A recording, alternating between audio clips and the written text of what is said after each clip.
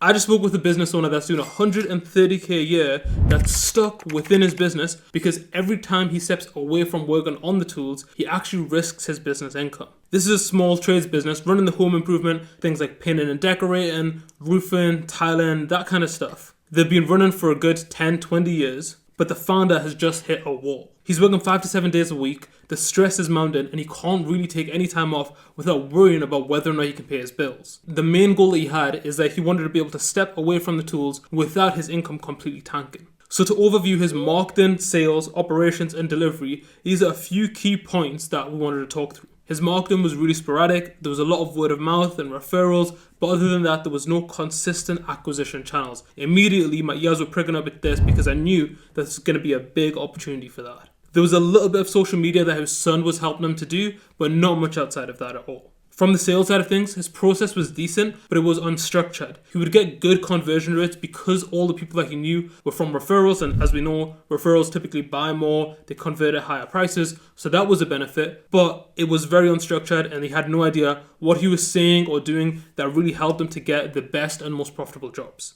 From an operation point of view, everything was basically in his own head. There was no formal system, jobs were priced sporadically, and also the delivery was not managed by any kind of system. It was just done by directly communicating with the client for every single step and every single thing that he had to do. Last but not least is delivery. Now, delivery was going really well. His clients were typically really happy with the work that he was doing. However, it was also very unstructured and it was completely dependent on him. So he could not step away from the business without absolutely just not being able to deliver on the jobs that he was getting. He didn't have staff or other people that he could put in place for him. He was doing absolutely everything himself. The big issue was that there was no structure, and as a result, all the money that was coming in was immediately going back out. And on top of that, he had absolutely no plan on how he's actually going to be able to grow and scale the business. Now, there were 4 key steps that we outlined from that were going to turn his completely unstructured, unprofitable business into something that he actually used to grow a real business that's going to allow him to step away from the tools. Now, before I even get into the roadmap, one of the first things was a big mindset shift that we had to go through. When I was asking him about his goals of the business, he said he just wants to be able to step away from the tools. He wants to be able to step away from the tools. And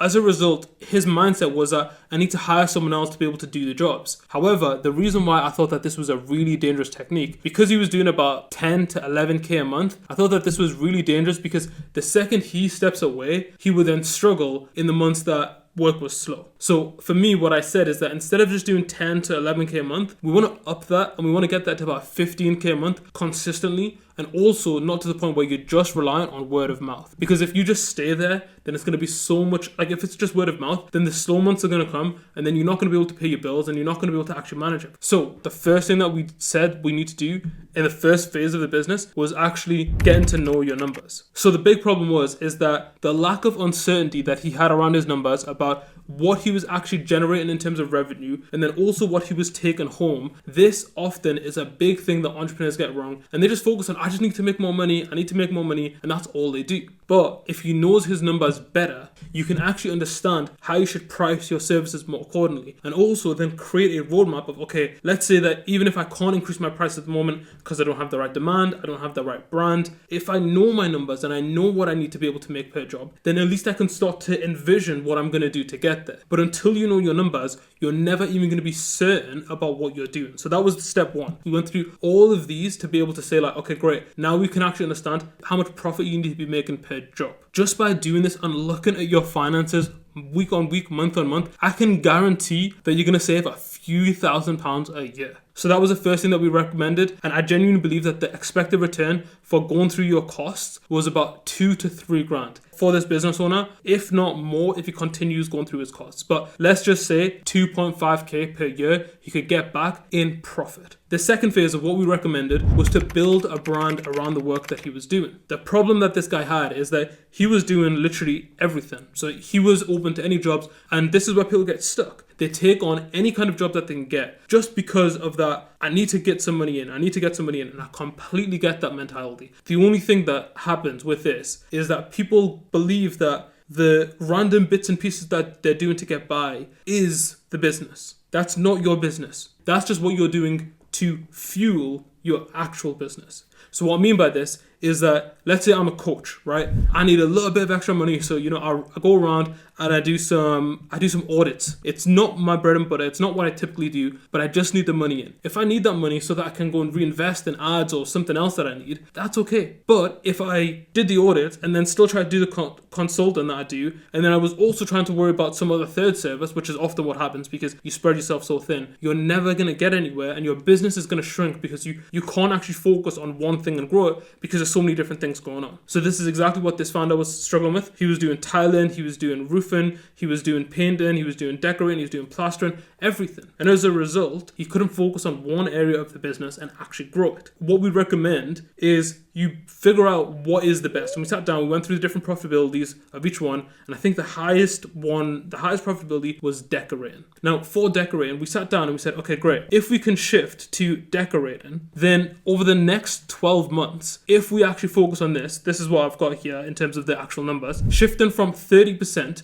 to 60% decorating could replace all the lower margin jobs that you had with higher margin jobs. Because if you do better paying jobs, you get paid better. Let's say that at $13.50 profit per decorating job versus $8.75 for general jobs, and these are the kind of rough estimates that he was given. That shift on even just a few jobs a year could increase profit by 2.8k. With shifting from just a small number of decorating jobs to a large number of decorating jobs, because that's what you build a brand about, and that's what you get more jobs for, because that's what you become more known for. You can increase profit by about 5 to 8k over the course of a year. Just to be clear, when we spoke to this guy, he was zero profit. Phase 1 could add about 2 to 3k profit. Phase 2 could add 5 to 8k profit. This is really important stuff. These are really important numbers that he gets right, and it'd have a huge return on his profitability. The third phase that we then went through was the pricing side of things. When I spoke to this guy, he immediately said that I probably know that I'm not pricing as high as I should, and that's often because I'm worried about other people priced it lower than me, and then I'm not going to get the job. Really normal fear to have, because especially in an industry like this, a lot of consumers will just go for the cheapest thing. That's why it's so important to do phase 2 and build a brand. Because if you're just the guy that's competing on price, then there's one person that's going to be the cheapest, and there's only one winner for being the cheapest. Whereas if you have a different brand, if you have a different specialty, if you have a different level of quality, then there's different brands, and people are going to be like, well, I'm willing to spend an extra 50 quid, 100 quid, 200 quid per job because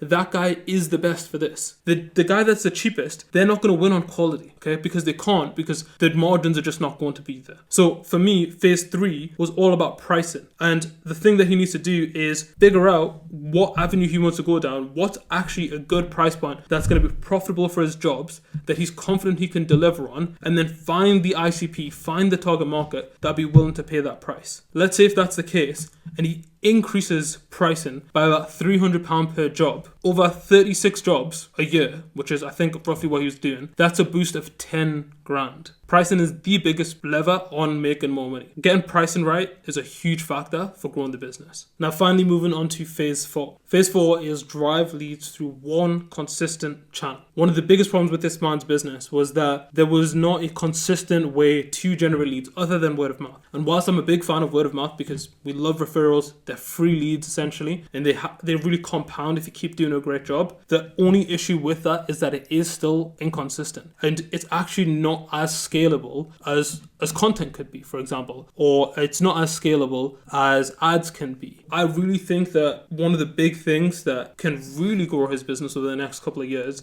is by finding a marketing channel that is going to work, and you pick one of the big 3. It's going to be ads, it's going to be content, or it's going to be outbound. So some sort of like messaging, and this could be 2 referrals, it could be 2 past customers, it could be 2 people in his network, or it could be 2 people that are completely cold. But those are the big 3, right? Content, ads, and outreach. If you do one of these and pick one of these to grow the business, that's going to be a much more consistent way of scaling the business overall. And it's not really going to leave things to chance. It's rather going to be much more predictable so that you can actually scale the business. And I think that that's one of the big things that he was missing, and that's why he always felt behind. He always felt like, I can't stop working, because if I stop working, I'm going to stop getting referrals, or people aren't going to reach out to me, or I'm not going to get the kind of like connections and things that I need. It's like, if you play that game, you're always going to feel like you're one step behind. Now, if this guy did manage to crack ads, the expected return could be seen something like even £150 in ads, let's say Google ads, because it's like